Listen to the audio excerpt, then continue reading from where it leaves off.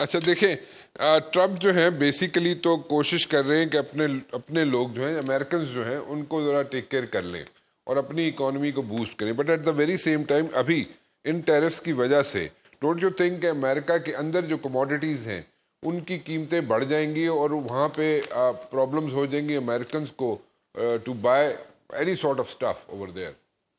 जी, आप बिल्कुल वजह फरमा रहे हैं। अमेरिकन की और मिडिल क्लास अमेरिकन की जो मिडिल क्लास वाइट अमेरिकन है, जो उनका बिलखुसूस वोटर है, उसकी क़ुव्वत ख़रीद कम होगी। सो अगर अंदर से प्रेशर माउंट हो जाएगा विद इन अमेरिका, तो आपके ख्याल में ये अनडू भी हो सकते हैं टैरिफ्स, या किसी ना किसी कंट्री के लिए कोई नरमी हो सकती है? मेरा ख्याल है कि रीथिंक आ सकता है। Trump does that all the time. वो कंट्रोल्ड केओस में बिलीव करते हैं, एक एक्सट्रीम पोजीशन लेते हैं और फिर मिडिल ग्राउंड पे आ जाते हैं। तो मैं एक जुमला कहती हूँ, वो मैं कहूंगी कि वो दुनिया को मौत दिखाते हैं और फिर दुनिया बुखार पे सेटल हो जाती है। I would probably want to conclude कि ट्रम्प या अमेरिकन प्रेसिडेंट, ये सीट जो है, ये सिर्फ कहने की बात नहीं है that is one of the most powerful men on the face of earth. It is true. उनका अपना कॉन्स्टिट्यूशन भी अमेरिकन प्रेसिडेंट को रिस्ट्रेन नहीं करता। he has powers where he can counter everything and anything. तो देखिए हाउ थिंग्स मूव ऑन। और जो इंटरनेशनल फ्रंट है, मैं I am a student of international relations, those are also not pretty. यमन पे अमेरिका ने हमले किए हैं, सी लेन्स पे जंगी बेड़े मूव हुए हैं, ईरान को धमकी लगाई गई है। The situation is not pretty. और उसमें मईशत भी इधर उधर हो जाए तो हम कोई बहुत पीसफुल दुनिया को नहीं देख रहे हैं। आपने न्यूयॉर्क स्टॉक एक्सचेंज की बात की। आपने कहा जी न्यूयॉर्क स्टॉक एक्सचेंज को भी यहाँ पे हिट किया है टैरिफ्स ने, जो ग्लोबली लगाए गए हैं I अमेरिकन की। don't think they've hit them right now, Rana साहब, because अभी तो 3 अप्रैल को लगेंगे, फिर 9 अप्रैल को लगेंगे। अभी बट आपने कहा कि स्टॉक जो है, इमीडिएट सेंटिमेंट जो आया है ना, अभी हिट नहीं किया है, लेकिन जो सेंटिमेंट आया है इसकी वजह से, जो इस पे इंसू हुआ है, इसकी वजह से सेंटिमेंट वो बहुत नेगेटिव है। अभी 10% शायद 3 तारीख को लगेंगे और रेसिप्रोकल 9 अप्रैल को लगेंगे।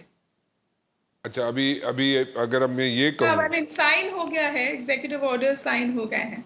जी अगर मैं अब ये कहूँ कि जो इन्वेस्टर है वो शिफ्ट करेगा टूवर्ड्स गोल्ड, या वो सेफ हेवन्स की तरफ जाएगा, वहाँ पे अपनी पैसा जो है पार्क करेगा, तो वो गलत तो नहीं होगा? गोल्ड की प्राइसेस तो जी they are inching up. 200% inch up कर रही हैं गोल्ड की प्राइसेस। डॉलर दूसरी करेंसीज के निस्बत कमजोर हुआ है, लेकिन रुपए के निस्बत स्ट्रांग हुआ है। तो this will trigger economic paradigms that the world has not seen since second world war, क्योंकि इस तरह की अप एंडिंग इकोनॉमी में बहुत साल बाद आई है। एक लास्ट क्वेश्चन, जी।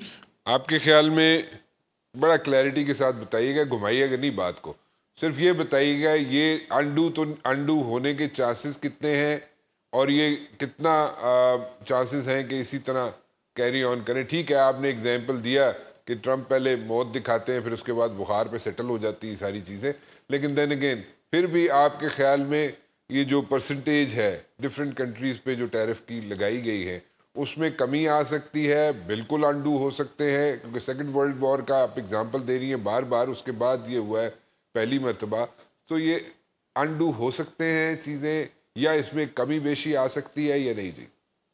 मेरे ख्याल है जी इंडिविजुअल नेगोशिएशंस होंगी, स्टेट टू क्योंकि स्टेट? हाँ, स्ट्रेट जवाब मेरा ये होगा कि ओवरऑल तो शायद यही पैराडाइम रहेगा, लेकिन इंडिविजुअल टैरिफ नेगोशिएशंस होंगी, क्योंकि उन्होंने अपने एलाइज पे भी लगाया है ना। और इन सम वेज जिसने भी उनको क्रिटिसाइज किया है, उन्होंने उस क्रिटिसिज्म की सजा जो है वो माशी तौर पे देने की वो समझे उस पर बिलीव करते हैं। ईरान के साथ भी यही है। और ये बात मतलब he talks about sanctions freely. माशी इनाम भी देना चाहते हैं और माशी सजा भी देना चाहते हैं। तो मेरा ख्याल है कि अभी वो एकदम से इसको हटाएंगे तो नहीं, क्योंकि जो कनाडा पे लगाए थे वो डेफर किए थे, फिर हटाए नहीं, मजीद लगा दिए। मैं आपको बताऊं, ऑस्ट्रेलिया जो इनका स्टील और आयरन का था उस पर भी और लगा दिए। डॉक्टर हुमा, ये जो यूएस ने, अमेरिकन ने जो टैरिफ लगाए हैं, एक ग्लोबल इकॉनमी को पूरा इसने हिला के रख दिया है और इससे कई ममालिक ऐसे हैं जो स्ट्रगल कर रहे हैं और उसमें श्रीलंका भी है, पाकिस्तान भी है। उनका जो डिपेंड करना होगा उनका ज़्यादा आइंदा आने वाले दिनों में वो आईएमएफ पे हो जाएगा और इसको कैसे हम डील कर सकते हैं। फिर इसका मतलब ये हुआ कि हम डिपेंडेंट हैं आईएमएफ पे और जो भी इकोनॉमीज, जो भी मुल्क सफ़र कर रहे हैं वो सिर्फ और सिर्फ आईएमएफ पे ही डिपेंडेंट रहेंगे। ऐसा ही है या कुछ और भी है? जी मेरे ख्याल है थोड़ा सा उससे ज़्यादा कॉम्प्लिकेटेड है, लेकिन एक बात, जब हम बहुत पहले ये बात क्लीशे सुनते थे ना कि अगर अमेरिकन इकोनॉमी को छींक आती है तो पूरी दुनिया को जुकाम हो जाता है, तो ये बात तो एक दफ़ा फिर कुल्ली तौर पे साबित हो गई। जो रिएक्शन अक्रॉस द बोर्ड आया है इन टेरिफ्स का, वो आपके सामने। फ्रांस ने तो कह दिया हम ट्रेड ही बंद कर रहे हैं। चाइना ने अपने श्रग योर शोल्डर्स वाली अप्रोच रखी है। साउथ एशिया बहुत बुरी तरह इम्पैक्ट होगा, इंडिया बहुत बुरा इम्पैक्ट होगा। लेकिन मैं आपसे गुजारिश करूं कि अगर हम थोड़ा सा हिस्टोरिकली देख लें ना, तो अमेरिका ने ये तीसरी दफा किया है जिसको हम प्रोटेक्शनिज्म या बैगर दाई नेबर की पॉलिसी कहते हैं, और दोनों दफा बहुत शदीद नुकसान हुआ अमेरिका को खुद भी और ग्लोबल इकोनॉमी को। और वर्ल्ड वॉर 2 के बाद ये पहली दफा इस तरह का समझिए भौचाल आया है मईशत में, और इसका इम्पैक्ट मुझ पर और आप पर तो होगा ही, गरीब कंट्रीज पे ज्यादा होगा। पाकिस्तान पे बाय द वे मिक्स्ड होगा, हम उस पर थोड़ी सी बाद में बात कर लेंगे। अमेरिका की पॉलिसी ये है कि दीवारें खड़ी करो मईशत पे, टेरिफ्स दीवार होती है। जो पूरा लिबरल ऑर्डर है वो it is about free flow of goods, ideas and people. People पे तो कदमन बहुत पहले लग गई थी और अब गुड्स पे भी लग रही है।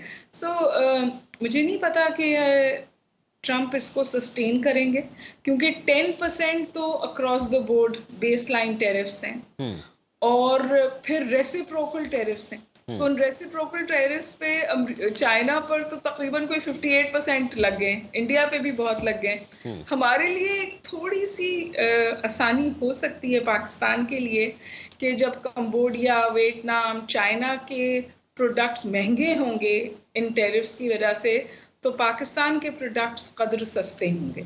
तो क्या पाकिस्तान उसको एज एन अपॉर्चुनिटी इस्तेमाल करेगा?